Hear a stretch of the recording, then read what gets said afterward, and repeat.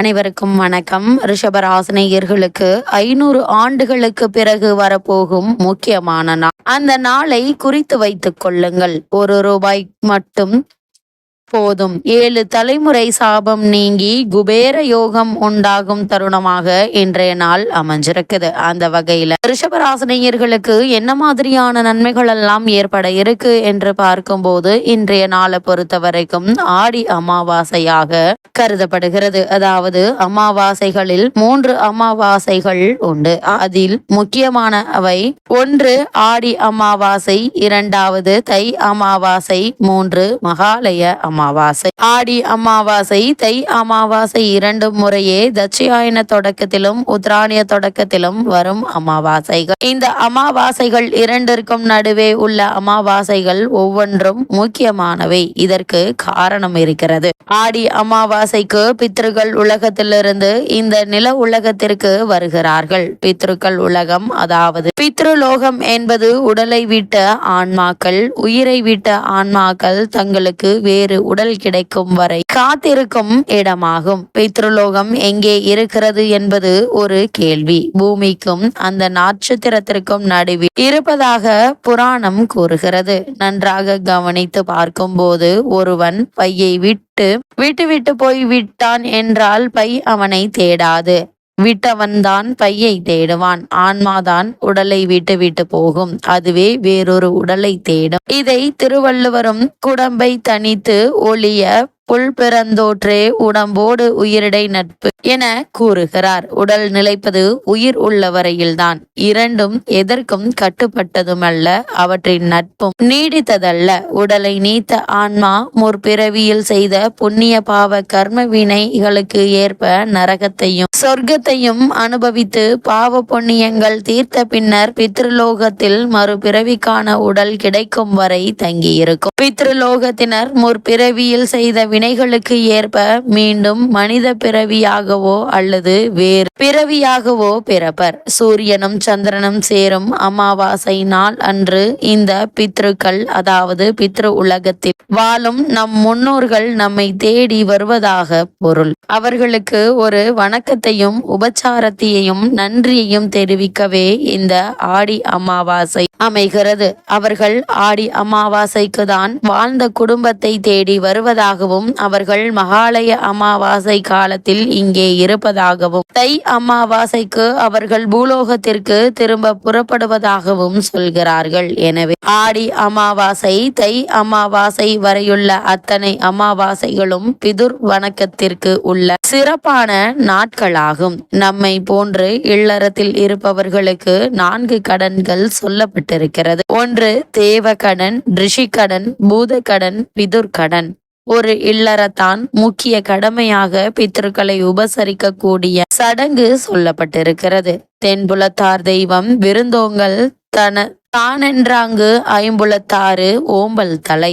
இறந்த முன்னோர் வழிபடும் தெய்வம் விருந்து, சுற்றம், தன் குடும்பம் எனப்பட்ட 5 இடத்தும் அறநெறி வலுவாது காத்தல் இல்லறத்தனுக்கு தலைமையான அறம். இறந்த உயிர்க்கு துணை நிற்கும் பிறர் என்று ஒரு அழகான விளக்கம் இருக்கிறது. யார் மறுபிறவி எடுத்தார்கள், எடுக்கவில்லை என்பது நமக்கு தெரியாது.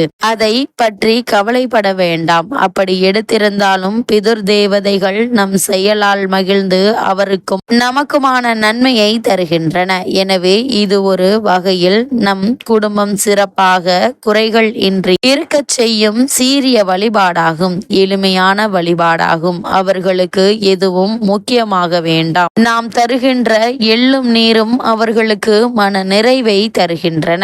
இதற்காக ஆயிரக்கணக்கில் பணம் செலவு செய்ய வேண்டிய அவசியமில்லை. இந்த எளிமையான பிதுர்கடன் சிரத்தையோடு செய்வதன் மூலமாக அவர்களுக்கு தாகம் நீங்கி ஆசீர்வாதங்களை அளிக்கிறார்கள். சந்தோஷமாக நம்மை வாழ்த்துகின்ற அந்த வாழ்த்தினால் நம்முடைய தோஷங்கள் நீங்கி மிக சௌகரியமான வாழ்க்கையை அடைகின்றோம். அதிலும் இப்போது வருகின்ற ஆடி அமாவாசை கடக மாதத்தில் வருகிறது.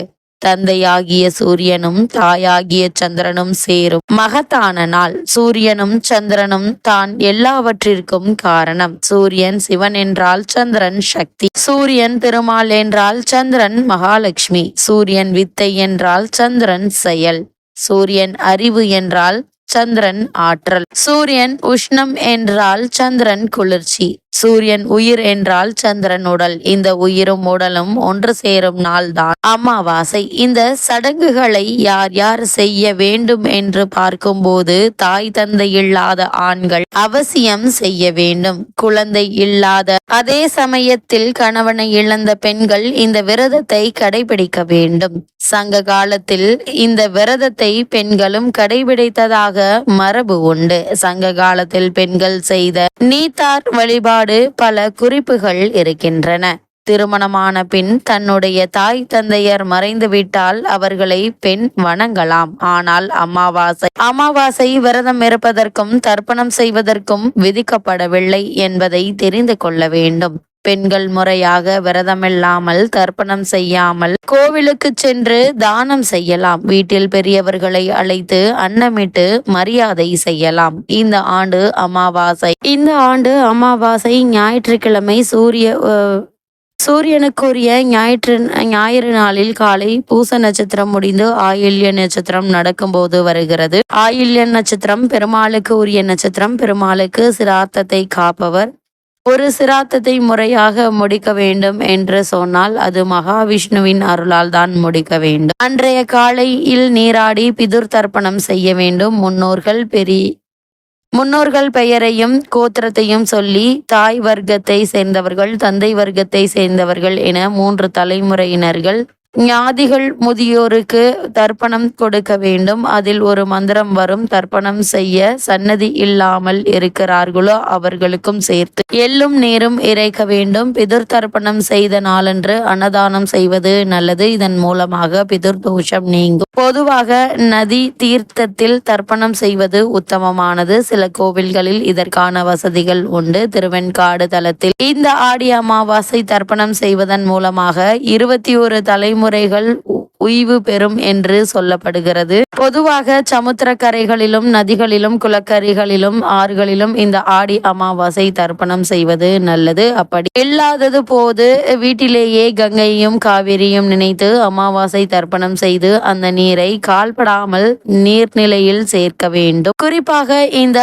ஆடி அமாவாசையை பொறுத்தவரைக்கும் இன்றைய நாள் வாஸ்து நாளாகவும் அமைகிறது. இன்றைய நாளில் முன்னோர்களுக்கு திதி தர்ப்பணம் கொடுத்துவிட்டு இன்று ஆடி அமாவாசை அன்று மாலை 3:45 மணிக்கு மேல் வாஸ்து பகவான் கண் விழிக்கும் நேரமான இன்றைய நேரத்தில் பூமை பூஜை போடுவதன் மூலமாகவும் செல்வ செழிப்பு உண்டாகும், குபேர யோகம் ஏற்படும் எனவும் கூறப்படுகிறது. அந்த வகையில் ரிஷபராசினியர்கள் இன்றைய நாளில் முன்னோர்களுக்கு திதி தர்ப்பணம் கொடுத்து வழிபடுவது மட்டுமில்லாமல் முடிந்தால் ₹1 என்ன பொருள் உங்களால் வாங்க முடிகிறதோ அவற்றை வாங்கி காகத்திற்கு வையுங்கள். உங்களுடைய 21 தலைமுறை சாபங்கள் நீங்கி உங்களுக்கு குபேர யோகம் ஏற்படும்.